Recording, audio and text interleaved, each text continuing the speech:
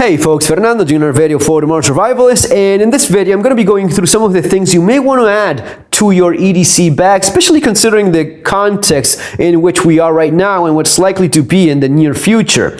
Before I go on, let me invite you all to subscribe to the channel if you haven't done so already, and hit the notification bell button thing that you'll see over there so as to not miss any of the new videos. We keep adding subscribers and I'm pretty happy with that. And one other thing, if you like this kind of content, keep in mind that there's my book Street Survival Skills, where I talk about all of this and a lot more, available in Amazon following the link below. So guys, I don't have to tell you what's going on. You're seeing yourselves on the streets, how things have been evolving, unfortunately in many cases for the worse, even if we keep it super optimistic. That's the way it is, and it is just unlikely to get any better anytime soon. That's just a fact. That's just the hand we've been dealt, and it's going to be depending a lot on where you live, if it's worse or not, but I guess that overall things are complicated, so as to put it lightly.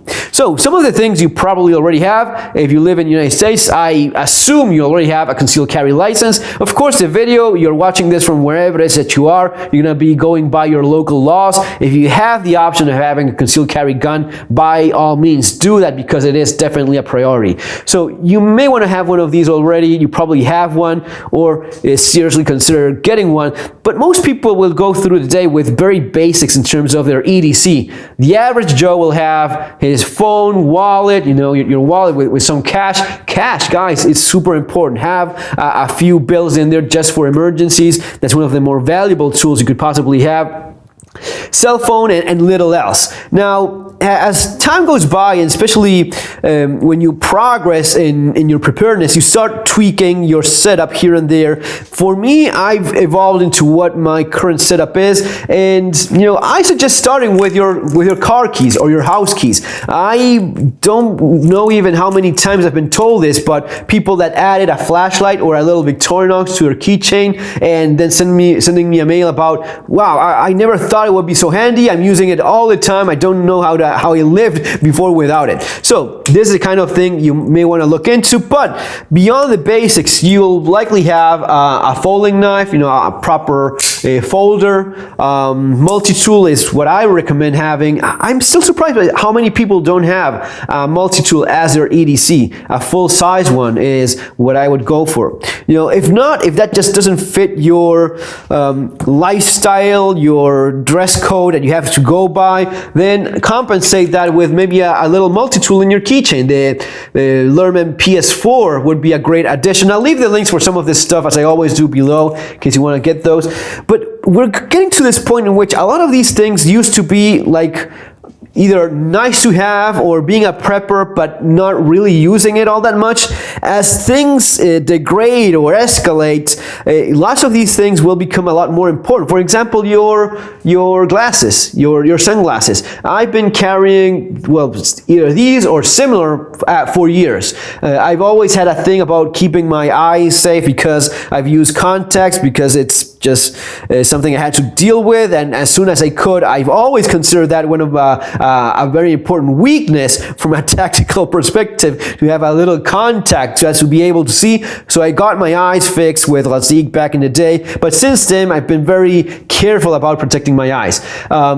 So sun, wind, rain, gravel, you know, little pieces of whatever that ends up in your eye, and you want to protect your eyes. We're getting to the point in which one of the threats is other people actually attacking you, and you've seen it many times already, either in peaceful protests where people are about their day and they just get attacked by these peaceful protesters, or lunatics with, you know, pepper spray or just some chemical thrown at you. You want to protect your eyes. And guys, the thing is this: you just don't know when it's up for you. I watched a video a few weeks ago. It was a dad with his like 6-year-old little daughter, and they were being chased by a bunch of Antifas. I just cannot think, what is it that convinced these lunatics that it was okay to attack a father, and especially a little 6-year-old little girl? But that's what they were doing. So it could very easily happen to you. And one of the ways in which they attack you is either pepper spray, used in an offensive, illegitimate attack, you know, either a chemical thrown at you with one of those fake drinks that they carry, and they just throw it at you in your face, that may end up burning your eyes. Protect your eyes during the day. Once you go through your EDC and kind of have this setup working for you, one of the things you may want to start looking into is your EDC bag. What is it that you have there, and which are some of the things you may want to add? These are just suggestions, so as to you make up your mind as of what is it that works for you. But one of the main things I start with would be water. Okay, now water is an essential for survival. That goes without saying. I believe it's pretty self-explanatory why you want to have water. Throughout the day you will feel thirsty. I'm feeling a little bit thirsty just talking in this video. You just need this to survive. Beyond that, there's also the possibility of, like we were just talking about, someone throws a chemical at you and you have to wash your eyes, your face, because something is burning. This is what you want to have, just to wash your face, your eyes. Beyond drinking, if you have to you know, use this for cooking, then it's a good idea to have a metal container, a metal bottled water like this one, a clean canteen. I've been using these for several years. They're good. Of course, you could go with plastic. The thing with plastic is, first of all, it's plastic. It's going to be degrading, and micro particles of plastic are going to be ending up in the water no matter what. No matter how fancy your plastic water, your plastic bottle is, there's still plastic degrading in there, and it's leaching into the water, and you're drinking it. Steel is, of course, a lot better. It's also a lot more durable as well, which plastic, again, will degrade. Steel, no such thing. You just change the cap every once in a while, and that's it. If you have to boil water, if you have to cook it, you have something that is an actual steel container. One of the basics you want to have now is a battery pack, something like this. You know, again, I'll leave the links for something that has good reviews in Amazon. Don't go with fancy, just get a battery pack, because your phone is one of your most valuable tools. It is. But it's only good if it has battery. Once the battery dies, it's no good anymore. If you're traveling, this is pretty much mandatory, but if you have an EDC bag, this would definitely be one of the things I like to have in there. Moving on, with a pandemic as it is right now, these are two things that you want to add. And don't get me started on all the politics of this. Guys, you can go back years, like 5 years ago, you'll see that my videos, I was still talking about having one of these. So yes, of course, because of the virus, and I am very certain about this being a good idea when you are in places that you may be in contact with people that are sick. There's nothing political about that. It's just common sense. There's a pandemic. If you're going to be going indoors with people that may be sick, by all means, I would advise you to protect yourself, and this is the way to go. And then there's the politics of this, which is mandatory use of masks in places where it's just stupid and doesn't make any sense. So this is the one that covers that part. So you're out and about, and all of a sudden you have to go into, you know, or have to go through some place where it's mandatory for you to wear it, even though you don't feel that there's a real need for that based on the information that you have. You know, I'm walking down the street, I am not near anyone, but I'm still, you know, I still have to use it. Well, okay, I have this one just in case, you know, I come into contact with police or something that could enforce that, then I put this on, or just, you know, deal with that. Or even if I'm going into a store where someone gives me problems because this has evolved that many of the left-wing lunatics hate, well, instead of doing something stupid, which would be take this off and exposing you, just put this on top of it. You know, you put this on top of it, and you're covering the so much hated valve, and you're allowed to go into a store where you probably need to buy something, and you're not exposing yourself unnecessarily so. All right. One of the other things that, again, nothing new, hand sanitizer. If you haven't been using hand sanitizer, shame on you. Now it is all over, like, you know, hand sanitizer. But man, who didn't wash their hands years ago? I've been pretty adamant about this sort of thing for many years. It's kind of common sense to wash your hands so as to not catch a bunch of very dangerous, nasty diseases. But yeah, and this is something that I've written about in Street Survival Skills in my book, How to Make Your Own Hand Sanitizer. So this is just one of these little spray bottles with some gel and like 70% alcohol, which is kind of the minimum you want to go for.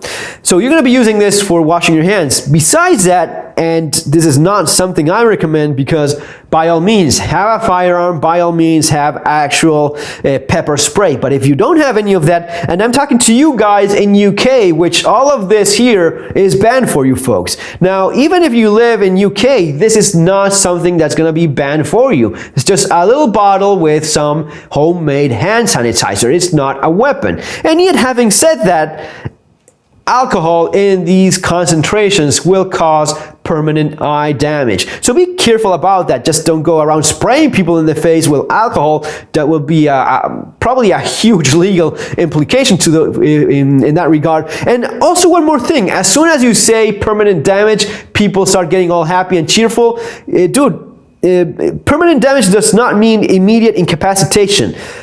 OC spray, pepper spray, will not cause permanent damage, but will be a lot more effective so as to immediately stop that threat. This has no such guarantee, but if there's nothing else for you, this is the kind of thing that, because you use it as an actual hand sanitizer, it's likely to be accessible and you keep it within hand, within reach, and there's no other choice. Whatever happened, you're just either about to be attacked or someone is really trying to hurt you, you could spray someone with this, and if it gets in the eye, it will hurt and it will cause some serious damage, most likely. Again, if it's not in your eyes, just the skin, then it will not work. So this is by means not ideal, and certainly not even close to being as good as actual pepper spray. Okay, cannot emphasize that enough. A few more things that you probably will, and many ladies probably have this already in their bags, in their purses. A little first aid kit, just a few band-aids, some aspirin, that sort of thing makes sense, and you end up using that a lot. Beyond that, you may want to add a tourniquet, an actual tourniquet, and learn how to use it. It's really not that complicated, but this is a lot easier and a lot faster than actually having to improvise tourniquets in the middle of someone bleeding out and dying on you. It's not all that really light, it's not bulky at all, it doesn't take up that much space, and I think it's a worthy addition to your EDC bag. Same thing with Quick Cloth, or Celox, some hemostatic gauze. That's something you may want to consider adding in there. That's basically it. If you are also, one more thing that you probably want to add is a little bit of paracord. This is just a good idea in general. Again, not bulky, lightweight, and almost impossible to improvise something with these capabilities like actual paracord. If you live in more of an outdoor, if you live out of the city and you find yourself frequently in outdoor places where you may end up being more in a nature setup, so to speak, you may want to add a small tin with some survival kits, a small survival tin like the ones we've done here before in the channel, and a small knife.